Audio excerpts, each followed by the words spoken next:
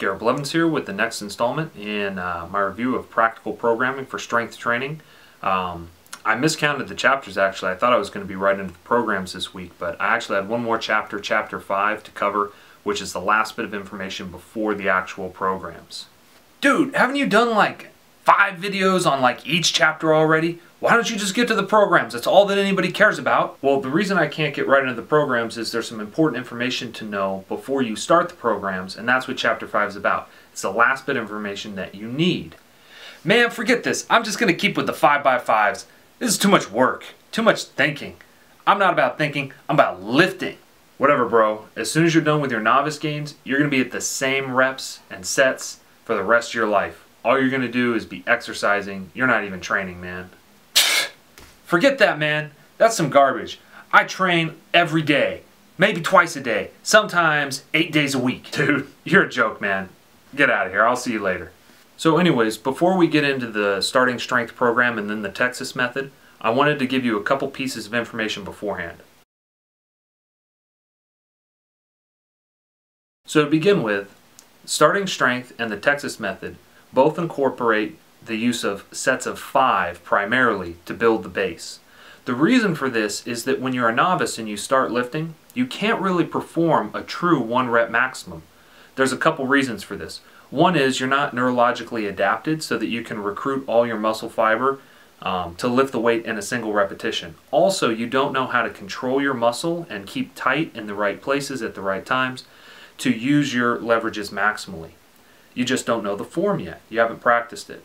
Third, each 1 rep max isn't even useful for a novice because the 1 rep max would probably constitute enough of an overload event to cause supercompensation by the next workout.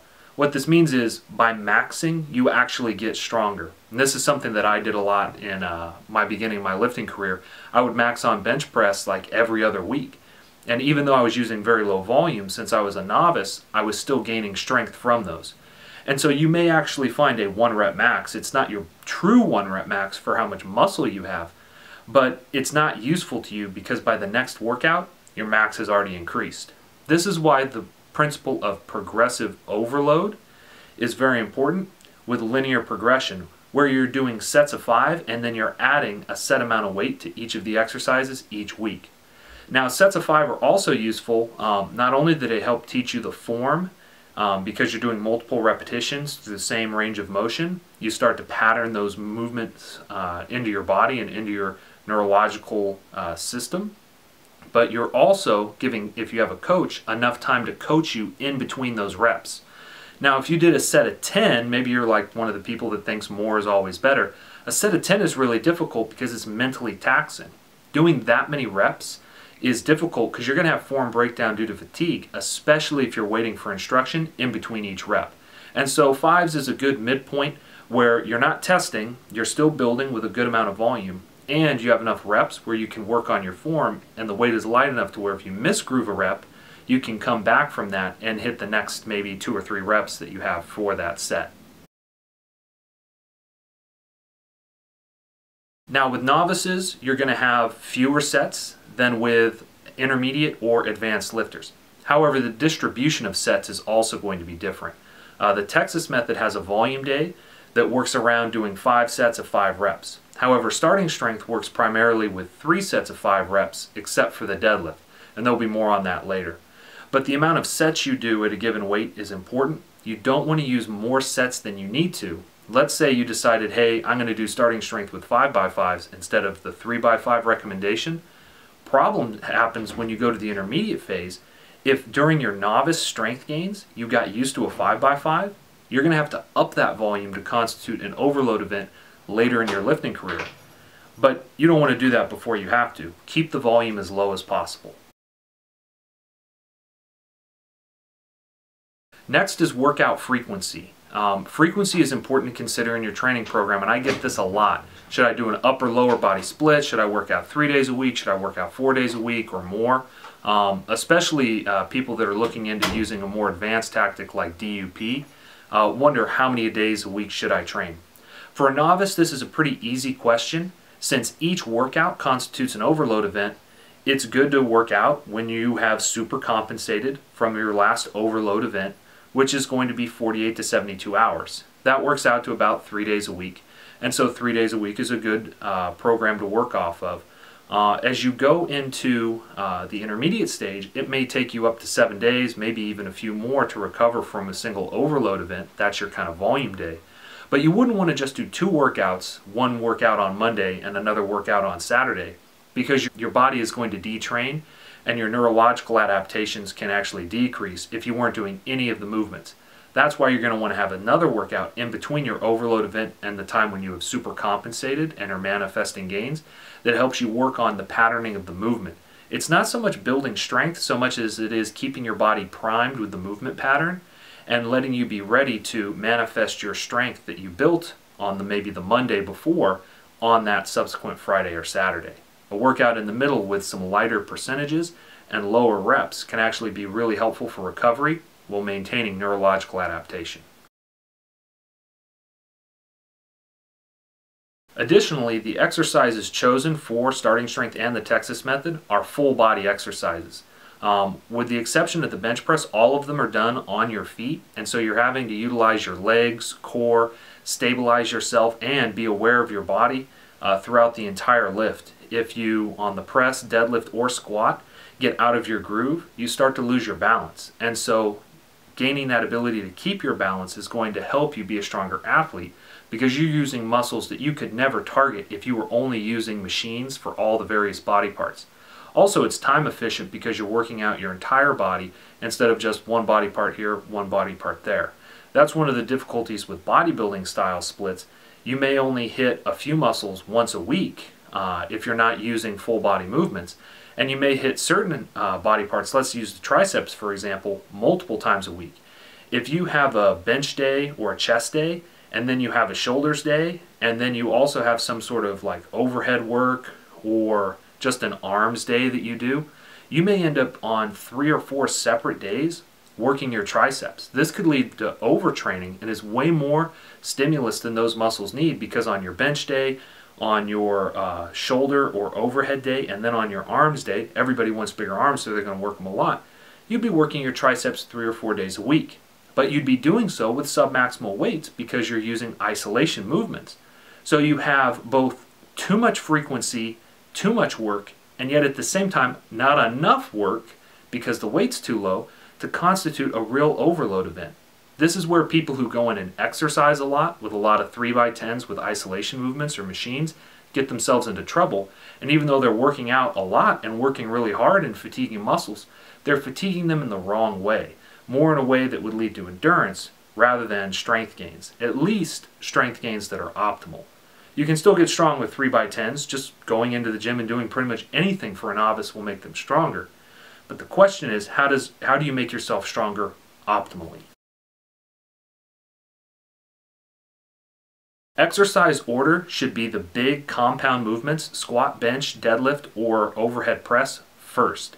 If you are going to do any assistance work, it should come after that basic compound movement that's a multi-joint movement, preferably where you have to balance your entire body while lifting a barbell.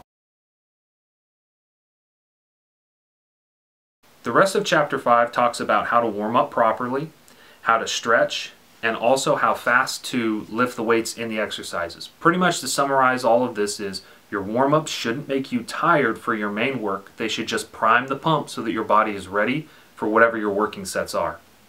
Let's say, for example, you were going to do a 3x5 with 200 pounds on the squat.